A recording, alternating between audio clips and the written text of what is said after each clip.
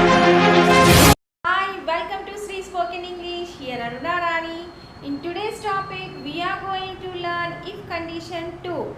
So, in the previous class, we learned if condition 1.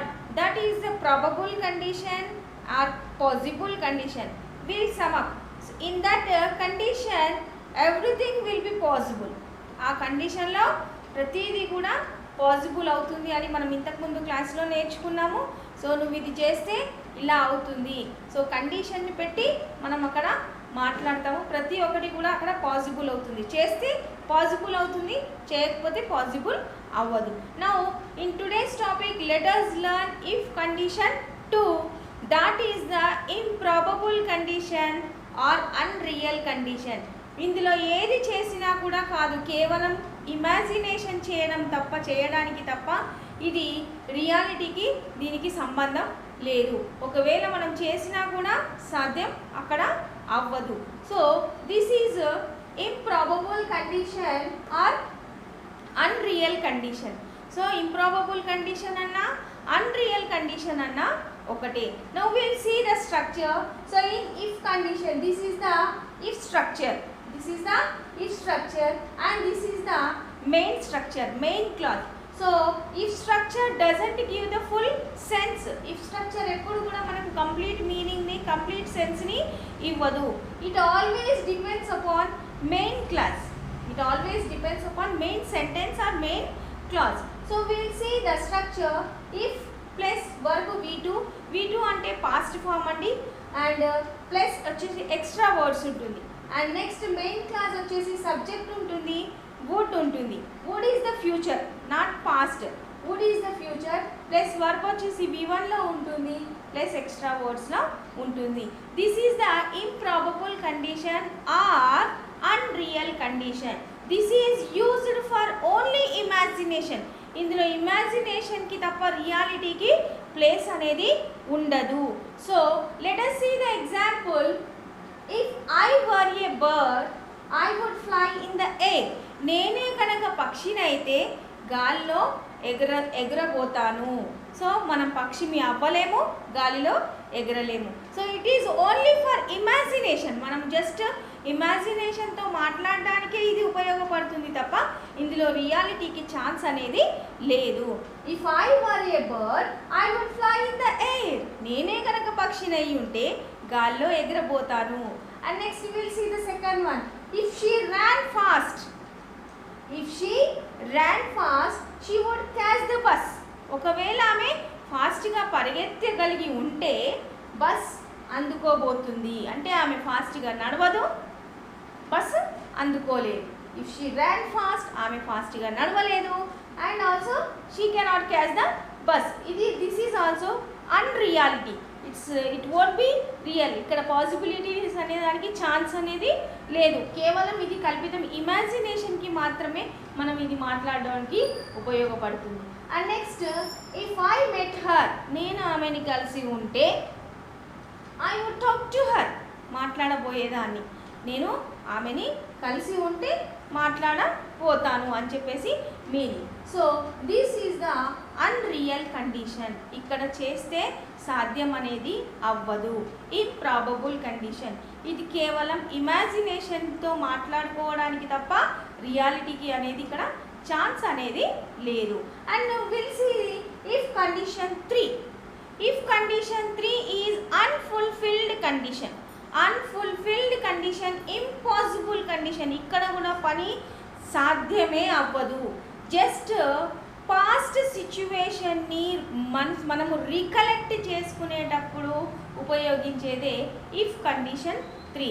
Recollect చేసుకోవడం అంటే అయిపోయిన దాన్ని, గతంలో మనం చేసిన పనులు ఇలా చేస్తే బాగుండేది అంటే అక్కడ చేసేదానికి ఛాన్స్ ఉందా? లేదు. అయిపోయిన దాన్ని, పాస్ట్ ఈవెంట్ని మనం రీకలెక్ట్ చేస్తున్నాం, మళ్ళీ గుర్తు చేసుకుంటున్నాం. ఇలా చేసుంటే ఇలా అయ్యుండేది, నేను వెళ్ళుంటే వాళ్ళని కలిసి ఉండేవాడిని అంటే ఏది కూడా ఇక్కడ సాధ్యం అనేది అవ్వదు. అర్థమవుతుందా? ఇంపాసిబుల్ కండిషన్ అంటే ఇక్కడ పాసిబిలిటీ అనేది ఛాన్స్ లేదు. అయిపోయిన దాన్ని, పాస్ట్ ఈవెంట్ని, పాస్ట్ సిచ్యువేషన్ని ఇక్కడ రీకలెక్ట్ చేసుకోవడమే తప్ప ఇక్కడ రియాలిటీకి ప్లేస్ అనేది లేదు. Now will see the structure of if condition 3. So this is the impossible condition or unfulfilled condition. Unfulfilled condition, ఇక్కడ సాధ్యం అనేది అవ్వదు. And next will see the structure if had or had not. if plus had or had not plus verb వచ్చేసి V3 లా ఉంటుంది, extra words. So this is the past. ఇక్కడ main clause వచ్చేసి subject ఉంటుంది, వుడ్ హ్యావ్ ఉంటుంది, wouldn't have ఉంటుంది, verb వచ్చేసి V3 లో ఉంటుంది. నెక్స్ట్ ఈ వర్డ్స్ అంటే extra words. This is the structure of if condition 3. So if plus had plus or hadn't, had కానీ హ్యాడెంట్, లేదా వర్బ్ వచ్చేసి V3 ఉంటుంది ప్లస్ ఎక్స్ట్రా వర్డ్స్ ఉంటుంది, నెక్స్ట్ సబ్జెక్ట్ ఉంటుంది, would have, would not have, verb వచ్చేసి V3 past టెన్స్లో ఉంటుంది plus extra words ఉంటుంది. That is the structure of if condition 3. Conditional sentence అన్నా ఇఫ్ కండిషన్ 3 అన్నా ఒకటే. Please don't get confused. మీరు confuse అవ్వడానికి ఇక్కడ ఏమీ లేదు. కండిషనల్ సెంటెన్సెస్ అన్నా కండిషన్ అన్నా ఒకటే. సో ఇక్కడ ఇఫ్ అనేది కంజంక్షన్. కంజంక్షన్ అంటే జాయినింగ్ ద వర్డ్స్ టుగెదర్, అంటే కొన్ని మాటల్ని కానీ కొన్ని పదాలని కానీ కొన్ని సెంటెన్స్ని కానీ మనం కలిపేదే కంజంక్షన్. సో ఇఫ్ అనేది ఏంటి, కండిషన్ని పెట్టడానికి మనం ఇక్కడ ఉపయోగిస్తున్నాం. ఇఫ్ అనేదాన్ని నువ్వు ఇలా చేసి ఉంటే నేను ఇలా చేసి ఉండేదాన్ని, నువ్వు వెళ్ళుంటే నేను కూడా వచ్చి ఉండేదాన్ని, సో నువ్వు మాట్లాడి ఉంటే నేను కూడా మాట్లాడి ఉండేదాన్ని. ఇలా కండిషన్స్ని పెట్టి మనం ఏ విధంగా అయితే మాట్లాడతామో ఆ కండిషన్స్ని పెట్టి మాట్లాడడానికి మనం ఇఫ్ని ఉపయోగిస్తాం. Now will see the example. If you had worked hard you would have passed the exam. If you had worked hard you would have passed the exam. అంటే నువ్వు ఒకవేళ హార్డ్ వర్క్ చేసి ఉంటే ఎగ్జామ్ పాస్ అయ్యి ఉండేవాడివి. అంటే exam అయిపోయింది, result వచ్చింది, అంటే దీని మీనింగ్ ఏంటండి, ఎగ్జామ్లో ఫెయిల్ అయ్యారు కాబట్టి నువ్వు ఎగ్జామ్లో హార్డ్ వర్క్ చేసుంటే పాస్ అయ్యి ఉండేవాడివి. అంటే ఇక్కడ అర్థం ఏంటి, చేశాడనా చెయ్యలేదనా? చెయ్యలేదు అని ఇక్కడ మీనింగ్. ఒకవేళ ఎగ్జామ్లో హార్డ్ వర్క్ చేసి ఉంటే నువ్వు పాస్ అయ్యి ఉండేవాడివి. So this is completely impossible. ఇక్కడ సాధ్యం అనేది కానే కాదు.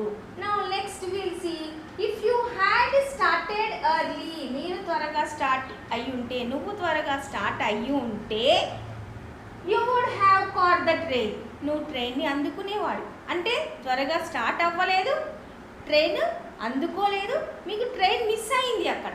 సో ట్రైన్ మిస్ అయినప్పుడు ఏమంటాము మనము, ఏదైనా సరే బస్ మిస్ అయితే అబ్బా ఒక్క 10 నిమిషాలు ముందొచ్చి ఉంటే నేను బస్ క్యాచ్ చేసి ఉండేవాడిని. ఇక్కడ పాసిబిలిటీ ఉందా అండి? పాసిబిలిటీస్ అనేది లేనే లేదు. జస్ట్ అయిపోయిన ఇన్సిడెంట్, యాక్షన్ ఏదైతే ఉందో మనం ఇక్కడ దాన్ని రీకలెక్ట్ చేసుకుంటున్నాం, గుర్తు చేసుకుంటున్నాం. ఇలా చేస్తే బాగుండేది అని మనం ఇక్కడ గుర్తు చేసుకుంటున్నాం. సో అలాంటప్పుడు ఇఫ్ కండిషన్ 3ని ఉపయోగించాలి.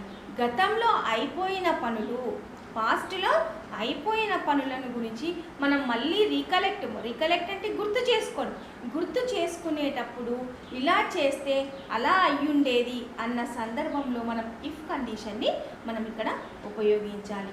So if you had started early you would have caught the train. So నువ్వు త్వరగా స్టార్ట్ అయ్యి ఉంటే ట్రైన్ని ఖచ్చితంగా క్యాచ్ చేసి ఉండేవాళ్ళు. Next, if you hadn't asked my mobile I would not have given to you. ఇక్కడ not వచ్చింది కాబట్టి మనం ఇక్కడ కూడా ఈ నాట్ అనే వస్తుంది. ఏంటంటే ఒకవేళ నువ్వు నాకు మొబైల్ అడిగి ఉండకపోయింటే నేను ఇచ్చి ఉండేదాన్ని కాదు. అంటే ఇక్కడ అర్థమైంది, మొబైల్ ఇచ్చారు అంటే అడిగాడు, మొబైల్ అడగడం జరిగింది, ఇవ్వడం కూడా జరిగింది. ఒకవేళ నువ్వు నాకు మొబైల్ అడిగి ఉండకపోతే నేను ఇచ్చి ఉండేదాన్ని కాదు. So if you had not asked my mobile I would not have given to you. నువ్వు నాకు మొబైల్ అడిగి ఉండకపోతే నేను నీకు ఇచ్చి ఉండేదాన్ని కాదు. ఎలాగైనా మనం సెంటెన్స్ని ఇక్కడ మార్చి చెప్పొచ్చు. అడిగి ఉంటే ఇచ్చి ఉండడం అనేది అది ఫస్ట్ కండిషన్లో వస్తుంది. కానీ ఇక్కడ నువ్వు అడిగి ఉండకపోయి ఉంటే నేను ఇచ్చి ఉండేదాన్ని కాదు. నువ్వు అడిగి ఉండకపోతే నేను ఇచ్చి ఉండేదాన్ని కాదు. అంటే ఇక్కడ మొబైల్ ఇవ్వడం జరిగింది.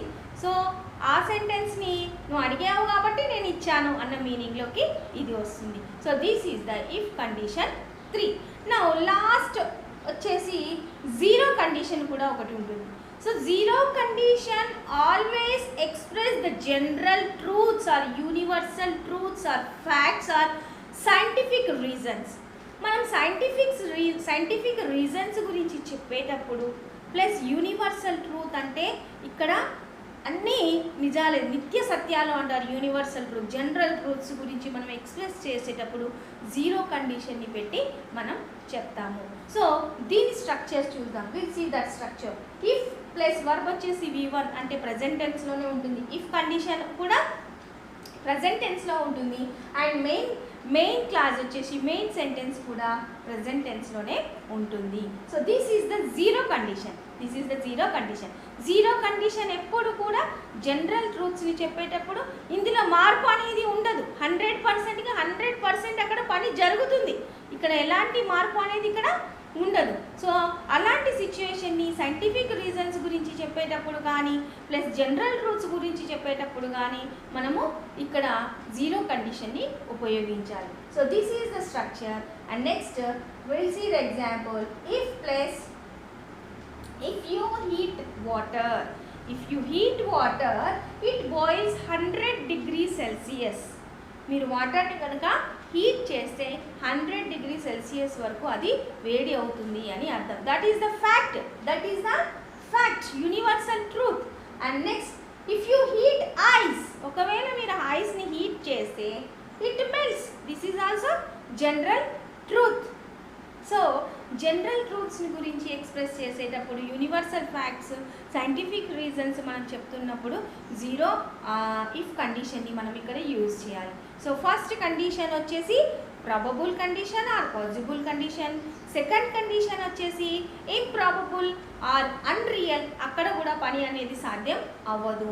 థర్డ్ వన్ వచ్చేసి ఇక్కడ ఇంపాసిబుల్, కంప్లీట్గా మనం అయిపోయిన యాక్షన్స్ని జస్ట్ రీకలెక్ట్, గుర్తు చేసుకోవడానికి తప్ప ఇక్కడ సాధ్యం అనేది అవ్వదు.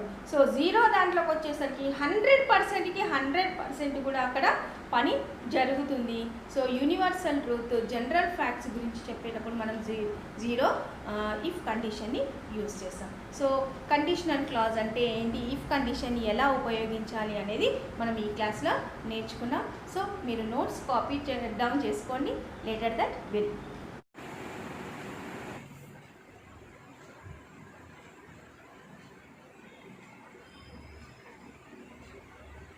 Hope you understood very well. మీకు ఈ టాపిక్ అర్థమైంది అనుకుంటున్నాను. We'll see the next topic in the next video. So till then, bye bye. If you like my channel, you have to subscribe it, share it, like it and tap the bell icon to get the new notification. Okay, take care. Bye bye.